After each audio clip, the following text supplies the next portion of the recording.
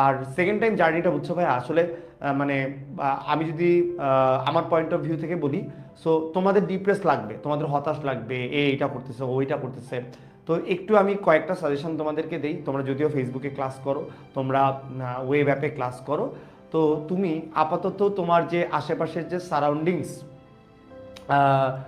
আছে তাদের থেকে একটুখানি নিজেকে আড়াল করে নাও, নিজেকে আমি বলবো যে একটু আইসোলেটেড করে নাও। আইসোলেটেড করে নাও কেন বলতেছি, তুমি তোমার আপাতত তোমার যারা বন্ধুরা যারা তোমাদের চান্স পাইছে তারা, তুমি যদি ফেসবুক বা এই সোশ্যাল মিডিয়াগুলো ইউজও করো, আমি সাজেস্ট করবো আপাতত তুমি তাদেরকে আনফলো দিয়ে রাখো, তাদেরকে দেখো না। কারণ তারা ক্লাস করতেছে, তারা মজা করতেছে, বা তারা ক্লাসে এখনো জয়েন করেনি, তাদের ভ্যাকেশন শেষ হচ্ছে না, যারা আর কি মেডিকেলে এবছর চান্স পেয়েছে। সো অবভিয়াসলি তোমার লেভেল থেকে তুমি যখন দেখবা যে তোমার একটা বন্ধু বা তোমার ফ্রেন্ড যে এই বছর তোমার সাথেই কম্পিট করছে, হয়তোবা তোমার দুর্ভাগ্যবশত তোমার পরিশ্রমের ঘাটতির কারণে তুমি হয়তোবা চান্স পাওনি, কিন্তু সে ঠিক মতো পরিশ্রম করছে, সে চান্স পেয়ে গেছে।